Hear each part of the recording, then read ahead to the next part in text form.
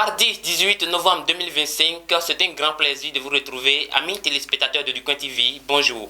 Politique, pour ouvrir ce numéro, la Commission électorale nationale autonome a délivré le lundi 17 novembre 2025 les récépissés définitifs aux deux candidats à la présidentielle béninoise de 2026.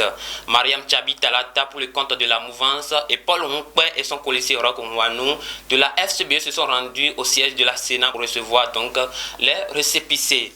Restant toujours dans les locaux de la Sénat où le tirage au sort pour déterminer l'ordre des logos des partis politiques sur le bulletin unique des élections communales a été effectué le lundi 17 novembre 2025. Cette procédure réalisée en présence des représentants des partis garantit l'équité et la transparence du processus électoral en offrant une visibilité égale à chaque formation politique. Selon le tirage, FCB prend la première position suivie par UPR et enfin BR. Dans un autre registre, Ali Doudjakpo a été distingué meilleur jeune engagé pour le développement communautaire lors du festival Découverte Talent Tchaourou le 15 novembre 2025. Ce jeune leader incarne une nouvelle génération de leaders locaux portés par l'action, la vision et l'impact mesurable. Membre actif et décideur de plusieurs organisations juvéniles, Ali Doudjakpo s'est imposé comme l'un des acteurs les plus dynamiques de la jeunesse engagée dans la commune de Tchaourou. Par ses actions constantes sur le terrain et son sens aigu de leadership, forme et inspire des centaines de jeunes. Pendant ce temps, le 14 novembre 2025, sont 13 sous-lieutenants de la 17e promotion de l'École nationale des officiers de Tofor, originaires du Mali, du Niger, du Sénégal, du Tchad et du Bénin, ont reçu les galons après 2 ans de formation intensive. La cérémonie présidée par le ministre Alain Fortuné-Nouattin a été marquée par la remise des épaulettes, la transmission du drapeau et la prestation de serment des nouveaux officiers formés aux techniques tactiques et opérationnelles.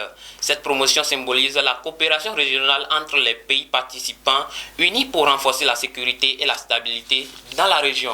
Sécurité, la police républicaine de Porto-Nouveau a démantelé un réseau de faux monnaies le 11 novembre, arrêtant 2 suspects qui tentaient d'escroquer des agents mobile money en substituant de vrais billets par défaut.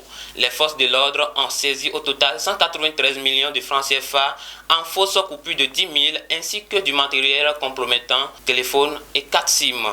Le commissaire appelle à la vigilance concernant les billets de 10 000 actuellement les plus contrefaits, tandis que l'enquête se poursuit pour remonter la filière. Terminons en République démocratique du Congo pour notifier que le 15 novembre à Doha, un accord cadre de paix a été signé entre le gouvernement congolais et les rebelles de l'AFC M23 soutenus par le Rwanda sous la médiation du Qatar. Malgré la poursuite des combats sur le terrain, cet accord établit les bases pour mettre fin aux hostilités et prévoit l'élaboration de 10 protocoles spécifiques incluant le cessez-le-feu et la libération des prisonniers. Cette signature représente une nouvelle étape dans les efforts diplomatiques pour restaurer la paix dans l'est de la RDC et la région des Grands Lacs. Et voilà qui met un terme à cette session d'information. Merci de nous avoir préférés. Bonne suite de semaine à tous. Abonnez-vous à la chaîne Ducoin TV et cliquez sur la cloche de notification pour ne rater aucune vidéo.